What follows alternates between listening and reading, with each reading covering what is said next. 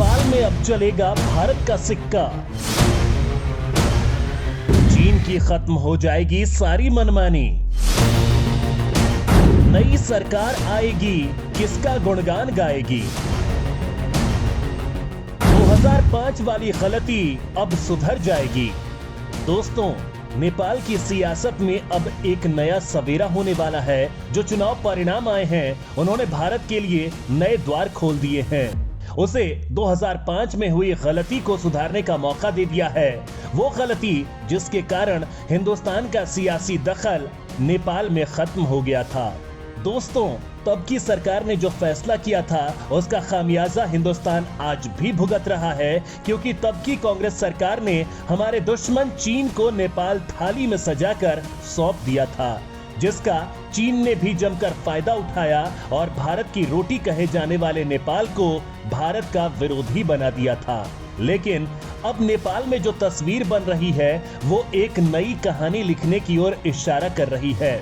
ऐसी कहानी जो एक बार फिर नेपाल और हिंदुस्तान को करीब लाकर खड़ा कर देगी। हालांकि कुछ दिनों पहले तक इसकी कल्पना भी नहीं की जा सकती थी, लेकिन इसे मोदी सरकार की कूटनीतिक जीत ही कहेंगे कि उसने चीन के सारे मोहरों को मात देकर भारत के लिए नई सियासी जमीन तैयार कर दी है। दोस्तों, जैसा कि आप जानते हैं, चीन की दखलंदाजी के कारण नेपाल में भारत की जड़ें काफी कमजोर हो गई थीं। यह स्थिति भारत के लिए चिंता पैदा करने वाली थी, क्योंकि हमारा दुश्मन देश चीन नेपाल को हमेशा भारत के खिलाफ भड़काता रहता था। जिस सीमा को नेपाल कभी अपना मानता भी नहीं था, चीन के कहने पर वो उस पर भी अपना हक जताने लगा था। भारत को उसी की सीमा से हटने की धमकी देता था। मोदी सरकार भी ये जानती थी कि ये जुबान नेपाल की नहीं बल्कि चीन की है, लेकिन वो चाहकर भी नेपाल को चीन के मायाजाल से बाहर नहीं निकाल पा रही थी। नेपाल को समझाने का हर दांव उल्टा पड़ रहा था, लेकिन कहते हैं ना, कोशिश करने वालों की हार नहीं होती। मोदी सरकार ने भी इसी फलसफे पर काम किया और नतीजा आज सबके सामने है। दोस्तों, नेपाल में नई सरकार की जो तस्वीर दिख रही है, उसे भारत का समर्थित कहा जाता है। लिहाजा कयास यही लगाए जा रहे हैं कि अब नेपाल की जमीन का इस्तेमाल चीन भारत विरोधी गतिविधियों के लिए नहीं कर सकेगा। लेकिन यहाँ कई सवाल भी खड़े होते हैं। मसलन सवाल नंबर 1, क्या नेपाल में बनने वाली नई सरकार से भारत और नेपाल के रिश्ते पहले जैसे हो जाएंगे? सवाल नंबर 2, नेपाल की नई सरकार में भारत का कितना सियासी दखल होगा? सवाल नंबर 3, क्या भारत को मात देने के लिए चीन फिर कोई नई साजिश नहीं रचेगा? सवाल नंबर 4, नेपाल में मिली सियासी मात को क्या चीन इतनी आसानी से पचा पाएगा? सवाल नंबर 5, क्या चीन इतनी आसानी से नेपाल को अपने हाथों से जाने देगा? सवाल नंबर 6, नेपाल में बनने वाली नई सरकार चीन की चल रही विकास परियोजनाओं पर क्या फैसला करेगी? दोस्तों, ये सब ऐसे सवाल हैं जिनके जवाब आज हम इस वीडियो में तलाशने की कोशिश करेंगे। तो चलिए शुरू करते हैं। नेपाल में नई सरकार अब भारत के लिए बहार। चीन के मुंह पर मोदी सरकार का करारा तमाचा।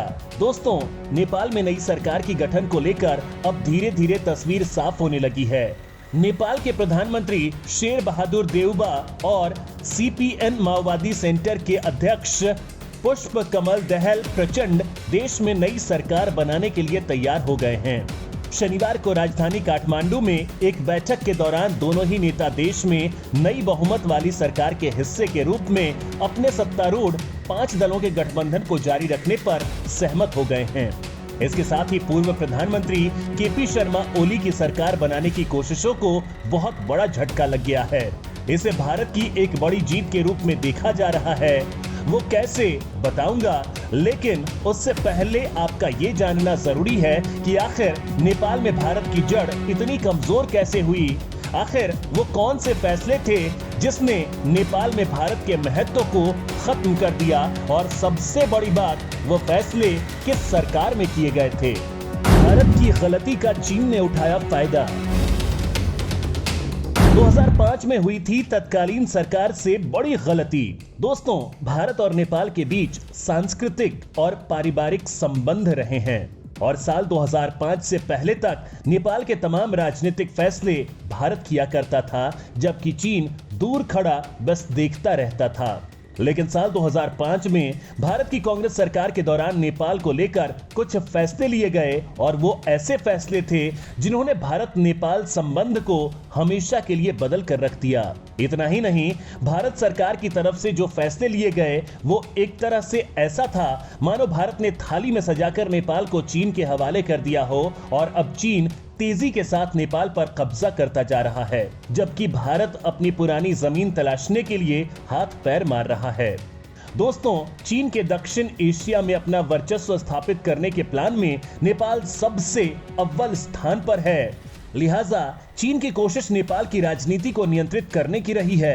दोस्तों, यहाँ ये जानना जरूरी है कि आखिर नेपाल में वामपंथियों की पैठ कब और कैसे शुरू हुई। दोस्तों, नेपाल की राजनीति में वामपंथी और साम्यवादी विचारधाराएं 20वीं शताब्दी के मध्य से ही मौजूद हैं और इन विचारधाराओं ने अपनी पैठ भी बनाई है। नेपाल में कम्युनिस्ट आंदोलन के लिए सहानुभूति 1990 के दशक के अंत और 2000 के दशक की शुरुआत तक तेजी से जारी रही, जिसकी वजह से नेपाल में बड़े पैमाने पर माओवादी विद्रोह हुए और उसे तेजी से समर्थन भी मिलता रहा, जिसकी वजह से नेपाल में राजशाही का अंत हुआ और आखिरकार राजा ज्ञानेंद्र शाह के शासन का अंत हो गया।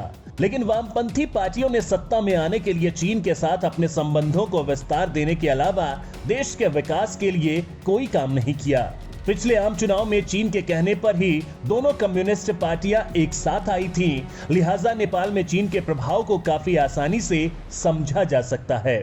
दोस्तों, नेपाल की सत्ता पूरी तरह से कम्युनिस्ट पार्टियों के हाथ में आ जाए और दूसरी पार्टियों का राजनीतिक वजूद ही मिट जाए, इसके लिए चीन की कम्युनिस्ट पार्टी ने नेपाल में एक संयुक्त वामपंथी पार्टी के गठन के लिए जोर दिया और इसके लिए चीन की तरफ से वामपंथी पार्टियों को कई तरह के लालच भी दिए गए। नेपाल को चीन का पूरा समर्थन देने का वादा भी किया गया। दोस्तों, जानकारों की माने तो चीन की कोशिश नेपाल में भी चीन की तरह ही शासन का निर्णय करना है, ताकि नेपाल में भी सिर्फ एक कम्युनिस्ट पार्टी की सरकार बनी रहे, बाकी पार्टियां खत्म हो जाएं और नेपाल के सारे संस्थान कम्युनिस्ट पार्टी के अधीन आ जाएं। वहीं चीन की कोशिश नेपाल के फ्री प्रेस को खत्म करने की है, ताकि चाइनीज कम्युनिस्ट पार्टी की मशीनरी नेपाल को चीन के हितों की सेवा करने वाला एक संगठन बना दे। हालांकि नेपाल की प्रमुख वामपंथी विचारधारा ने चीन की कम्युनिस्ट पार्टी के लिए अपने दिल के दरवाजे तो खोल रखे हैं, लेकिन इसके राजनयिक गठबंधन दलों के बीच जारी विभाजन भी हैरान करने वाला है। लिहाजा वामपंथी पार्टियां एकजुट नहीं हो पाती हैं और चीन को अभी तक वो सफलता नहीं मिली है जिसे वो चाहता है।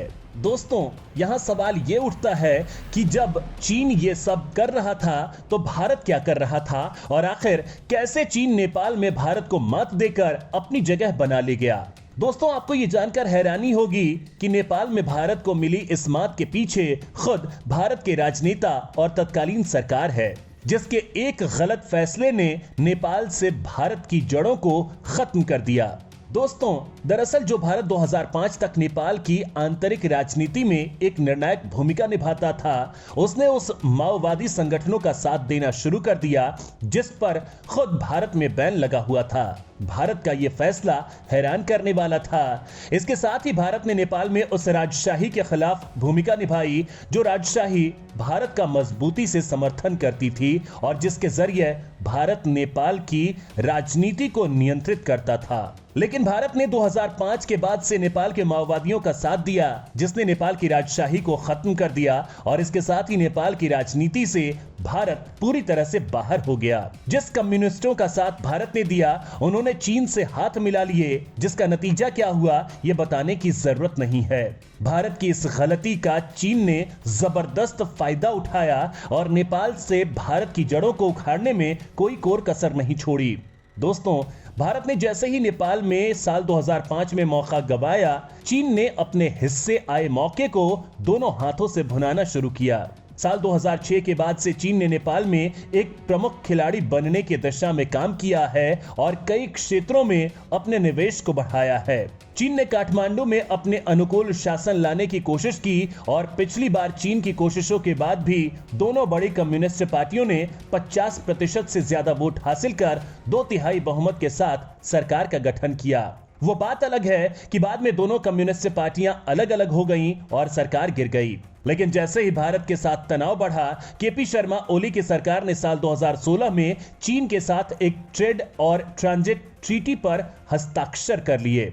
इसके साथ ही चीन के राष्ट्रपति शी जिनपिंग ने अक्टूबर 2019 में नेपाल का दौरा किया और इस साल भी सितंबर 2022 में चीनी कम्युनिस्ट पार्टी की राष्ट्रीय कांग्रेस से पहले चीन नेशनल असेंबली के प्रमुख ली झांशु ने नेपाल के कम्युनिस्ट नेताओं प्रचंड और ओली के साथ दूसरे बड़े नेताओं के साथ बातचीत की थी, जो नेपाल में चीन के बढ़ते प्रभाव को दर्शाता है। दोस्तों, नेपाल पर चीन का कितना प्रभाव हो गया था, इसका अंदाजा आप इसी से लगा सकते हैं कि साल 2021 में चीन के शिनजियांग स्वायत्त क्षेत्र, तिब्बत और हांगकांग में चीन के नीति का नेपाल ने खुला समर्थन कर दिया था, जो भारत के लिए परेशान करने वाला था। यही नहीं, साल 2019 में नेपाल ने ताइवान पर चीन का साफ समर्थन कर दिया था। नेपाल के इन फैसलों से आप समझ सकते हैं कि चीन उसके ऊपर किस कदर हावी था। दोस्तों, नेपाल में चीन के बढ़ते प्रभाव को देखते हुए ही मोदी सरकार ने अपनी नीतियों में बदलाव किया और नेपाल को अपने पाले में लाने की कवायद शुरू की। हालांकि साल 2015 में संविधान बदलने के बाद भारत ने नेपाल की आर्थिक मदद करनी कम कर दी। वहीं साल 2018 में क्षेत्रीय विवाद छिड़ गया, जिसका फायदा भी चीन ने उठाया। बावजूद इसके मोदी सरकार ने नेपाल को अपने साथ मिलाने की कोशिश जारी रखी, जिसका नतीजा नेपाल में बनने जा रही सरकार के रूप में दिख रहा है। नेपाल में अब बनेगी भारत की हितैषी सरकार। नेपाल से अब गोल होगा चीन का बोरिया बिस्तर। दोस्तों, नेपाल में चुनाव के बाद अब विभिन्न राजनीतिक दलों ने सरकार बनाने के प्रयास तेज कर दिए हैं, लेकिन अभी तक चुनावी परिणाम से ये बात साफ है कि पिछले एक दशक से राजनीतिक अस्थिरता का शिकार रहे नेपाल में इस चुनाव के बाद भी स्थिरता आने की संभावना नहीं है, क्योंकि किसी भी राजनीतिक दल को पूर्ण बहुमत नहीं मिला है। सूत्रों के मुताबिक प्रधानमंत्री देउबा और सीपीएन माओवादी सेंटर के अध्यक्ष प्रचंड ने काठमांडू के बालूवातार में प्रधानमंत्री आवास पर मुलाकात की। नेपाली मीडिया रिपोर्ट्स के मुताबिक गणेश शाह ने कहा कि दोनों नेता वर्तमान सत्तारूढ़ गठबंधन को जारी रखने के लिए एक समझ तक पहुंच गए हैं। इसके साथ ही उन्होंने विश्वास व्यक्त किया है कि 5 दलों के गठबंधन के पास बहुमत वाली सरकार बनाने के लिए संसद में पर्याप्त ताकत होगी। शाह ने कहा कि उपेंद्र यादव के नेतृत्व वाली जनता समाजवादी पार्टी भी नेपाली कांग्रेस के नेतृत्व वाले सत्तारूढ़ गठबंधन में शामिल होगी और दोनों मधेसी पार्टियों के समर्थन से हमारे पास सरकार बनाने के लिए पर्याप्त बहुमत होगा। दोस्तों, देउबा प्रचंड गठबंधन का सरकार बनना भारत के लिए अच्छी बात है और पूर्व प्रधानमंत्री केपी शर्मा ओली का हारना चीन के लिए बहुत बड़ा झटका है, क्योंकि केपी शर्मा ओली चीन के समर्थक हैं, जबकि देउबा भारत के करीबी माने जाते हैं।